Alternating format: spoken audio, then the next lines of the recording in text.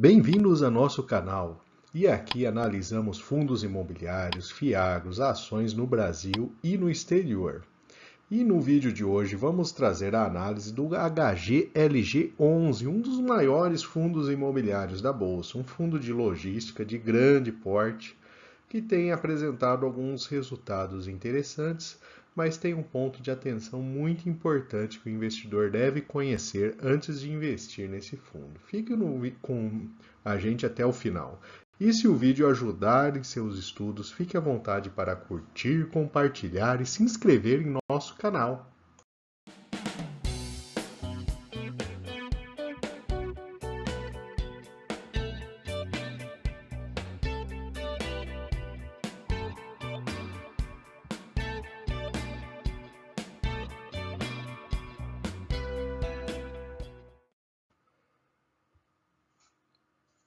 Vamos começar trazendo o portfólio desse fundo, que é um portfólio bastante grande. Temos a lista dos imóveis que compõem esse portfólio, é uma lista bem relevante.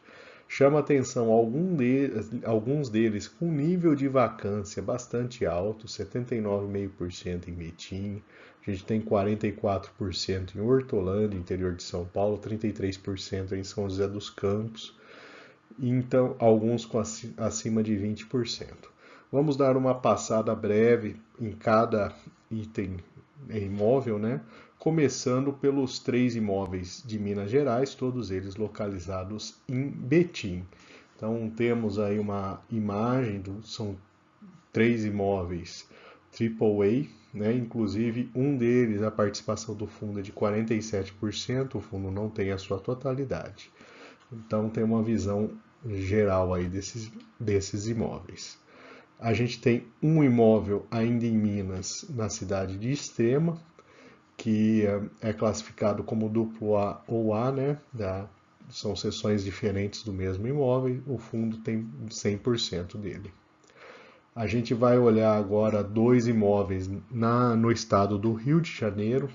Então temos ali Duque de Caxias e na cidade do Rio de Janeiro em si, né? Então são imóveis, um pouco menor, mas outro chega a 48 mil metros quadrados.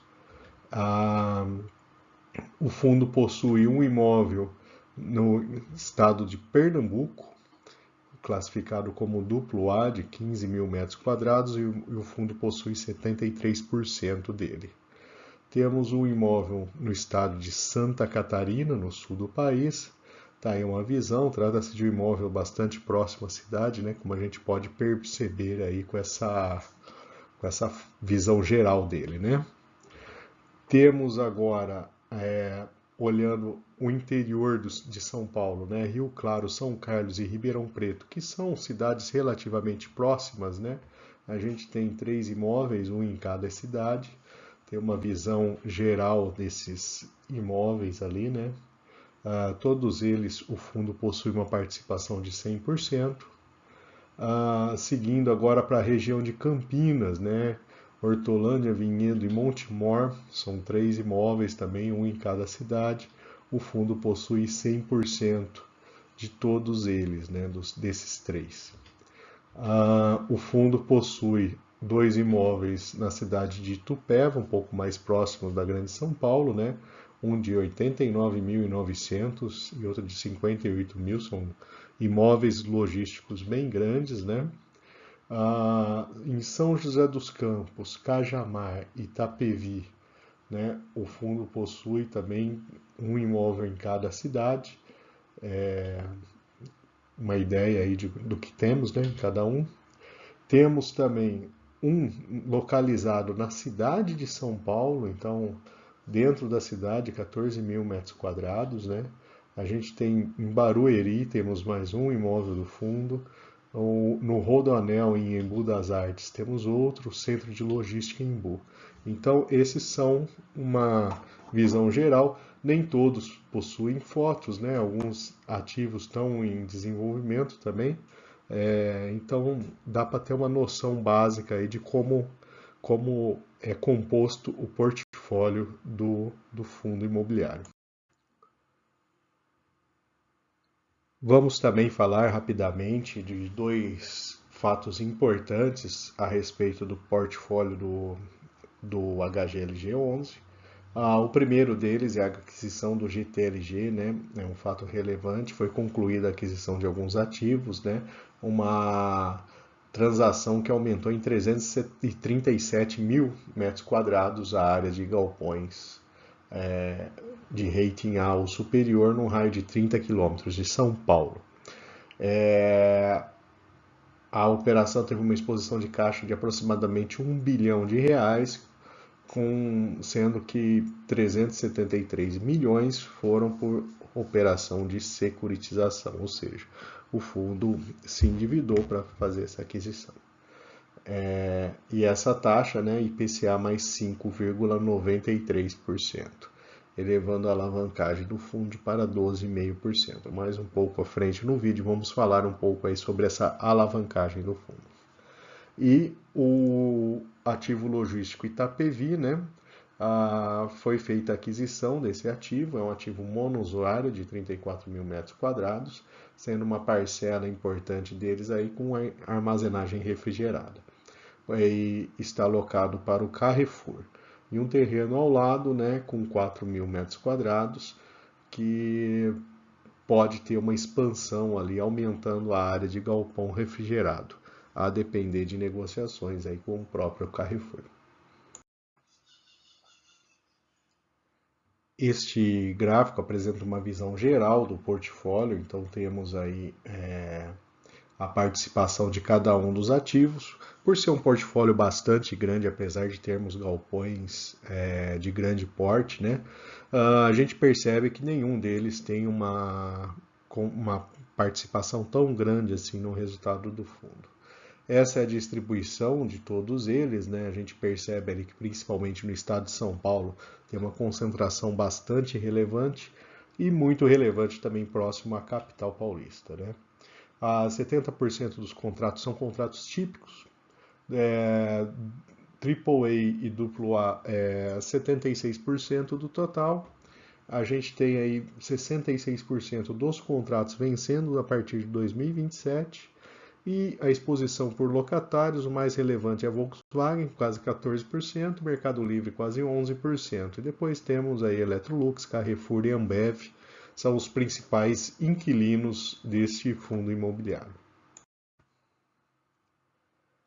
Vamos falar agora dos resultados do fundo. Então, no mês de agosto, ele fechou com quase 26 milhões de receitas de locação, 11 milhões de rendimentos imobiliários, fechando um total aí na casa de 35,5 milhões.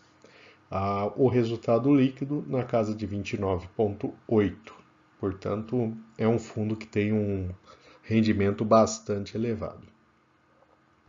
Dentro da sua receita potencial de locação, a gente tem aí a vacância consumindo aí 2,9 milhões, carência e desconto 3,4 e 2,1 em antecipações, atrasos, multa e juros, né? Então a gente tem aí, além da vacância, né, a carência e desconto que o fundo foi concedendo, e também o 2,1 são atrasos, né, e que de fato o inquilino não pagou ali ao longo do tempo, né? Temos um saldo de 1,27 de resultado acumulado que ainda não foi distribuído. E esse saldo, né, a gente tem aí ganhos de capital que vão sendo acumulados ao longo do período. Julho foi um mês aí que entrou um ganho de capital relevante, portanto, é natural que ele tenha esse acúmulo aí a distribuir. A vacância física chegou a 20%, o fato importante é que nos últimos 3 meses que a gente tem o indicador, ele caiu de 20% para quase 10%, diminuindo bastante a vacância física. E o aluguel por metro quadrado subiu um pouco ali, né? Ele estava na casa de 24 há um ano atrás e está na casa de 25 agora.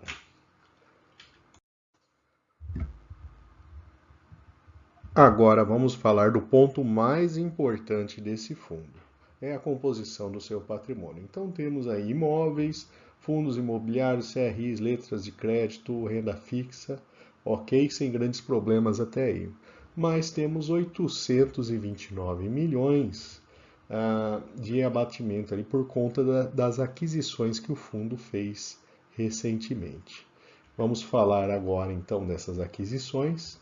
A gente tem uma visão aí desses débitos, principalmente em um horizonte maior do que 12 meses. A gente tem valores bastante relevantes, 125, 111, 373 milhões de reais, por conta aí de alguns imóveis específicos, e o fundo tem algumas parcelas a receber bem menores do que as aquisições que foram feitas.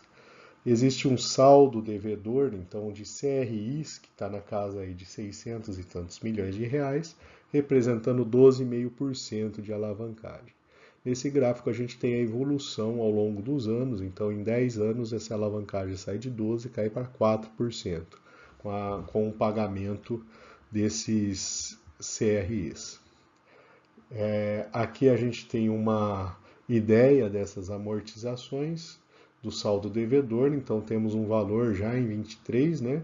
24, 25, 26 tem um acréscimo, depois de 26 até 2031 a gente fica num patamar mais elevado e caindo depois. E esses são os principais instrumentos, né? O GTIS, IPCA mais 5,9, mas temos IPCA até 6,25 ali, né? Dentro dos instrumentos. Trazendo agora uma visão de liquidez, trata-se de um fundo que tem uma liquidez bastante elevada, né? Então, mensal, aí chegando na casa de 300 milhões de reais de liquidez. A rentabilidade do fundo, a gente considerando inclusive os dividendos, né? A gente tem um resultado acima do IFIX, nessa linha amarela do gráfico, o IFIX no azul clarinho. Então, temos aí um rendimento bastante importante. Trazendo agora uma comparação do HGLG com outros fundos de logística, né, os maiores fundos da Bolsa, a gente vê que o dividend yield dele está bom nesse momento, ele está com um preço ligeiramente acima do seu valor patrimonial. O crescimento de dividend yield não é um indicador bom para ele, porque ele perde de todos os outros, né? Temos aí fundo imobiliário com crescimento em 3 anos de 13% ao ano. A sua liquidez é bastante elevada, trata-se de um fundo bem negociado, o número de cotistas é o maior também, 397 mil. Tem 4,2% em caixa e seu patrimônio é o maior desse conjunto, com 5,2 bi. Sua taxa de administração ela é mais baixa proporcionalmente do que outros fundos imobiliários de logística. Quem investiu há 1 e há 2 anos, mesmo com a queda da cota, recebendo os dividendos, ele conseguiu ter um resultado positivo, ficando acima da inflação, ligeiramente acima em 1 ano, e em 2 anos conseguiu ganhar bem aí, tendo um rendimento do dobro da inflação no período. E essa é uma visão da cotação do fundo ao longo do tempo. A gente percebe aí que depois de uma oscilação forte ali do final de 19, subindo bastante, depois caindo, né, no início do ano de 2020, ele tem se mantido num certo patamar de estabilidade ao longo dos últimos anos, né?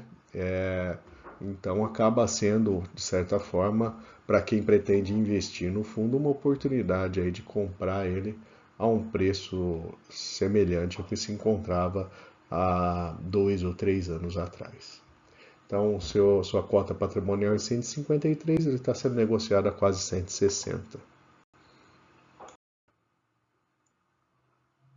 E, finalmente, vamos trazer os pontos positivos e negativos para investimento no HGLG11. Um portfólio de grande porte e com grande diversificação de ativos. É um fundo em expansão, aquisição de novos imóveis, né? Maior parte de ativos duplo ou triplo A, com contratos vencendo a partir de 2027. Vacância em queda, boa liquidez e rendimento histórico acima do IFIX. Do lado negativo, alguns imóveis com vacância elevada chamam atenção, impacto não desprezível da carência e atraso dos inquilinos, isso daí pode identificar que algum outro inquilino deve estar tendo problemas ali para conseguir honrar as dívidas, e é um fundo que apresenta uma alavancagem muito alta, uma dívida relevante, que deve consumir aí parte do seu rendimentos no futuro aí por pelo menos aí uns 10 anos.